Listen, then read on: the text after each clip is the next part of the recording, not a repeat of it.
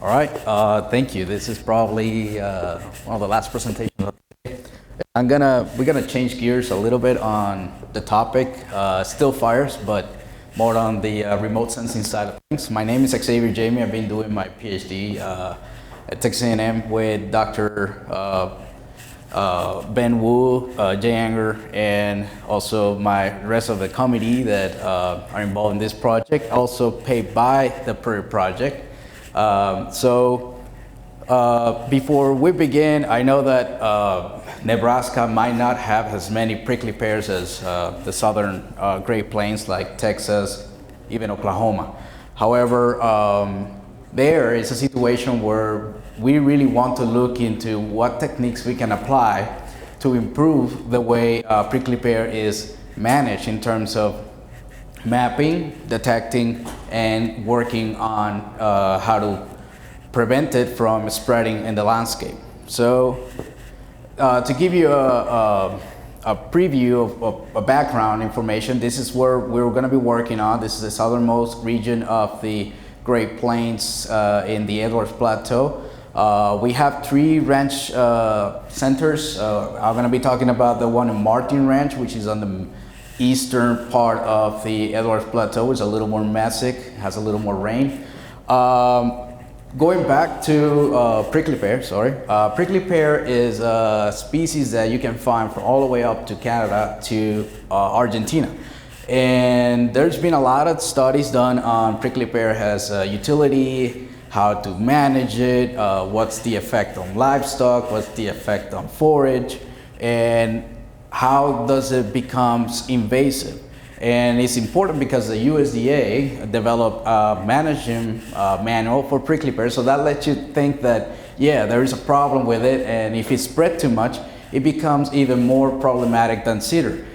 In this site where I'm working on, so in the site that we're working on, we have a lot of winter grasses, woody cover, which includes red berry juniper, ash juniper, and also mesquite. So in the sites that I'm working on, we have a lot of juniper encroachment and mesquite encroachment, but prickly pear can become problematic if you leave it unchecked. So going up to what I'm trying to do here, I'm thinking about remote sensing side of things. What's the most affordable way to acquire imagery? Well, multispectral imagery is probably the most affordable for a producer or a land manager. Hyperspectral tend to be a little more expensive, and drones imagery also tend to be expensive if you're not if you don't own the equipment. So with this image, I'm looking at first mapping the distribution using random forest model. I'm going to be explaining what random forest is, and doing this before and after the burn. We burn in 2019, for example, so we're going to look before the burn, after the burn, and we're going to look at model performance to see how the model performed before the burn and after the burn for prickly pear versus everything else, and see how this is in terms of accuracy of classification, and also if we can detect changes, how well can we detect the changes in the landscape, right? Back again to where we at. This is Martin Ranch is located in the Menard County, and we burn multiple pastures since 2019, and this is the first burn unit we burned in 2019, and this is the one example I'm going to use. It's about 171 acres, and it's mostly flat. It's not as topographically heterogeneous as other ranches that we have. So it's a pretty good example to work on. And there's 3 different soils, and that can be very dramatic in terms of how much vegetation we have in terms of grasses versus a little more calcareous soil in this part, and here we have a lot of that. The depth soil tends to be a little more of the rocky draws, right? So going back to our classification methods, we focus first on transforming this imagery into the pixel information, if you think about the pixel is a data point, and you have millions of data points in an image. But the way you transform this data allows you to detect the spectral information of any species that you're targeting.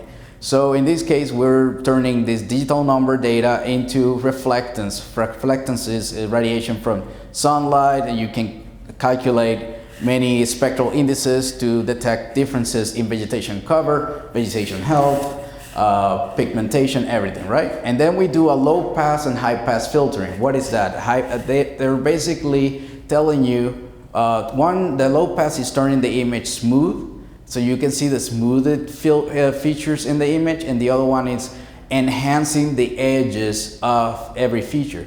We know that prickly pear has a very interesting feature, and these Texas prickly pear species tend to grow in large clusters and has large patches. Their callus can be long and pretty much about 3 to 4 feet high in some instances. So they can be detected. So the point is, get the necessary data that you turn into a band. All those bands, including spectral indices that we have 10 broadband greenness, light use efficiency indices, and canopy water content indices. So those 12 plus these bands here, you get your total 18 bands that you can work on. Then we use random forest, which was developed by Brayman in 2001, and this is nothing more than having a bunch of decision trees where you have a criteria. You have your target, you have your factors, and the decision trees are made in a way that it relates your target with other factors, whether they are related or not. So what we want to do is a regression, and we get an idea of which of the 18 bands is more related to the pixel information from the prickly pear area, right? And we can work with this and get a very good R-square, which is the performance on a model, and also get a mean square error, which tells you how useful this model is for other species. So the generality of it is very important. Now, going back to the data acquisition, we have a Nikon camera on a Cessna aircraft, flies twice a year during the spring and during the fall. Actually, we're gonna have one pretty soon between September 15 and October. So we working with the USDA ARS. They fly over, I work on the ground, getting them set up with all the ground control points, and we collect imagery since 2017, so I have imagery for all these years, twice a year. So we are looking into those changes in the landscape from year to year, right? So anything you do in remote sensing requires field training. You can't just assume that you have knowledge of the field without going there and doing some sampling. Related to the sampling technique, I had 188 plots stratified through the three soils inside the burn unit, pre-fire and post-fire. We're sampling prickly pear, looking at the allometry of the size of each patch, and collecting the spectral information. So to talk about the remote sensing side of things, we included information on woody, ground, herbaceous, all the other species, and lumped them as others. So you have that comparison. Then you can see here an example of some of those prickly pears from the image and from the field, right? And then, so when we have all the information together, we have about 413 ROIs, or region of interest. This combination of field trained data is what will help you to extract the information you need to build a model, and then use that model to classify the image. So that's the main point of having this. Now, Give you an idea how the burn happened. I was there.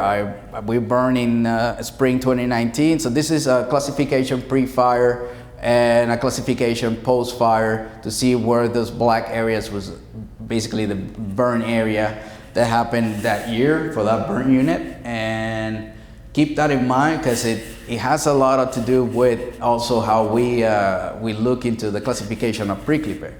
So in the diagram processing, like I explained before, you use radiometric calibration to turn those diesel number values using a field spectrometer to calibrate in the ground while the aircraft is flying over and taking imagery. So you get those calibration panels that basically range from 65% reflectance to 4 meaning darker black tarp 3x3 meters, right? So you use that to calibrate the image, transform that imagery into reflectance. This is a very common curve of spectral profile. And then with that spectral profile, you can calculate the different spectral indices that you add to the image to give it that depth in information. Once you have the depth on that information, you go select those training points that you already have for prickly pear in the field, and you extract the pixel information, the pixel value using sample tool in ArcMap, or you can use, I also use R-codes to do this. You extract the information from each of the pixels inside that prickly pear area. And that information is what you're gonna train to test in random forest. So basically, your y-axis is your prickly pear data sample from the pixels, and the other, the x-axis will be all the bands. Each band will have same information. Information for each band will be tested against the training, and then you get you get a model telling you what is the percentage of the variation explained by which of the bands. And then one needy thing that Random Forest does is tells you which band is more important, and it kind of put them in order, in a ranking frame. So you can select the 10 most important bands, and with those bands you can use them to retest the model and then run your final classification. That way you can get a final R-square and a mean square error, and that's how you get your classification done for prickly pear. But we don't end there. We in remote sensing, we always do what we call a confusion matrix. I don't know if you're familiarized with it, but what it does, you go to the field, you go to the computer, you develop an independent set of samples for prickly pear, and that's you ground through a mix of field trained and expert knowledge.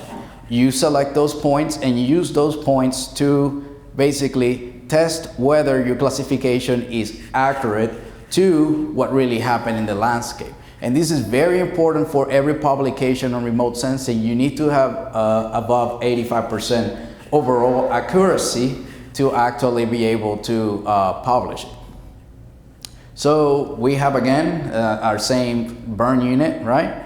And we have our model, and then we have our bands that we tested. And based on the model prediction and classification, this is the area classified for prickly pear in the landscape, right? And when we tested did the confusion matrix, the accuracy analysis we selected equally stratified random 500 points per period. We got at about 91% accuracy. And more importantly, the user accuracy in this term means how close is your classification to the reality in the ground truth data. That was 88%. And that gives me a peace of mind that it is a pretty good estimate of prickly pear, pretty good classification of prickly pear. Now, when we look at post-fire, however, we look at a condition where things worked out pretty well for the model. We got our bands and we got our classification done. Yet when we do our accuracy assessment, it is a pretty good accuracy. However, our user accuracy went down a little bit, just 81% accuracy.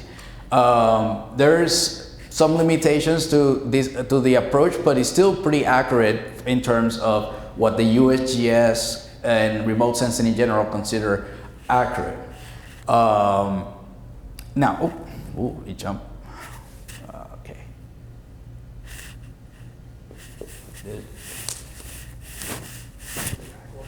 Yeah, it's not doing it. There you go.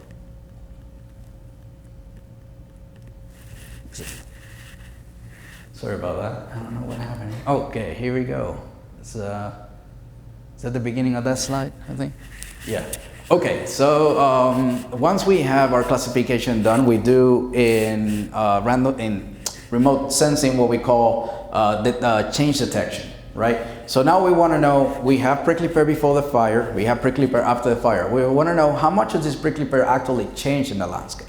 So those same pixels that we had classified pre and post, we use a raster calculator, and we basically we reclassify the data in order to account for basically 1 and 2. 1 and 2 pre-fire and 10, 20 for post-fire.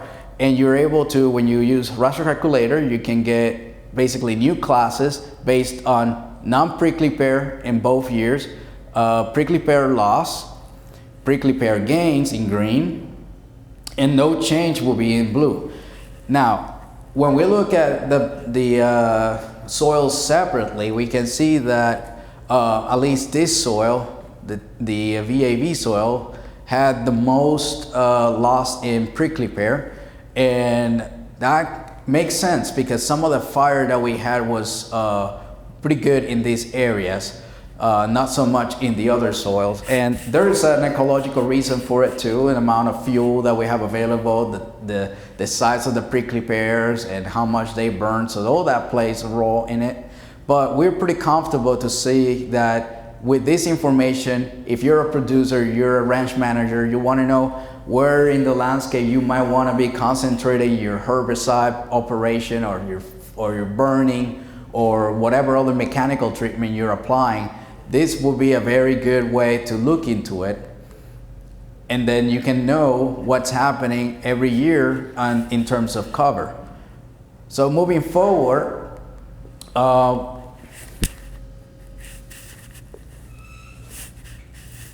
okay, there is two things happening here. So first, the limitation that we're facing.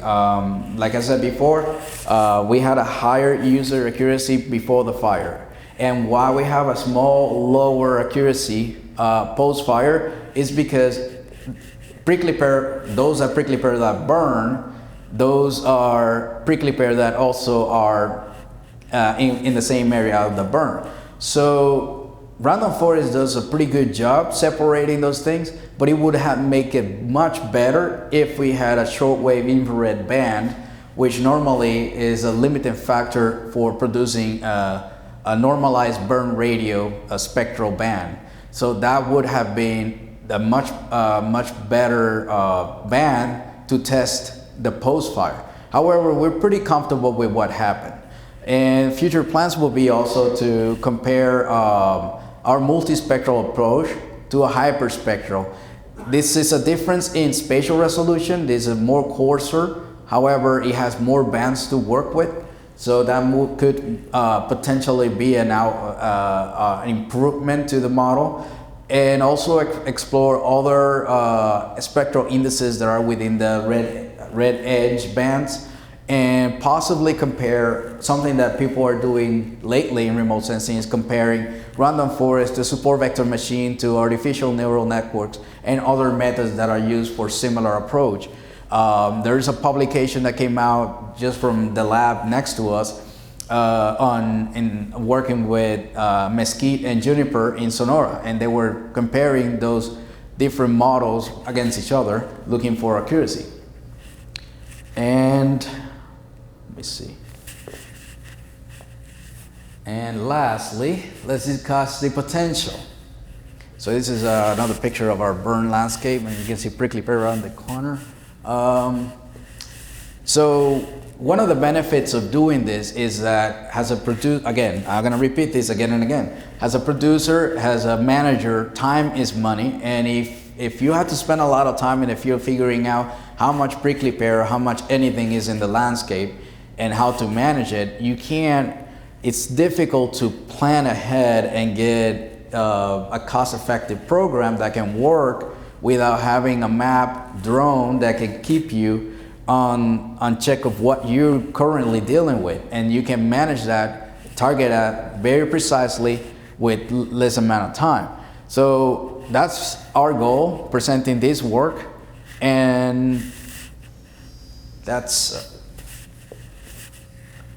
that also plays pretty well with the idea of using this sort of approach to aim on any of the preferences you have for managing prickly pear, for example, which includes prescribed burning, which is what we're doing, but also there is an area of broadcast spraying with picloram that is pretty effective, and there's also grubbing and other mechanical methods that are a little more expensive, but they're also available. And that's it. We're ready for on time. Any questions? All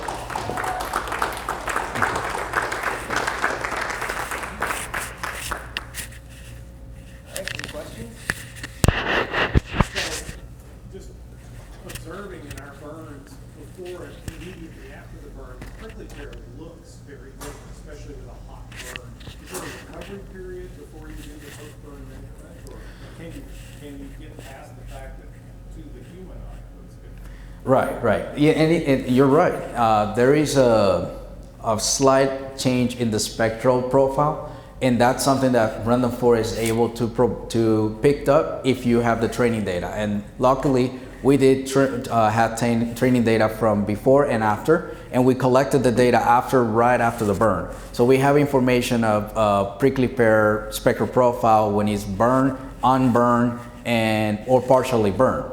And even we have prickly pear information or spectral information when he has a significant amount of grass cover or not. So we can use all that as a library to train our model in a way that can tell you where it is depending on the condition. So yes, prickly pear tends to burn pretty good if he has enough fuel underneath. If it grows too big, you won't have any fuel, it will not burn at all. So that becomes a problem. And then if it burns partially, then you basically, any surviving pad would become a new prickly pear. So that's also another problem. All right, anything else? All right, thank you, sir. All right, thank you. And then next up in this room, we'll be having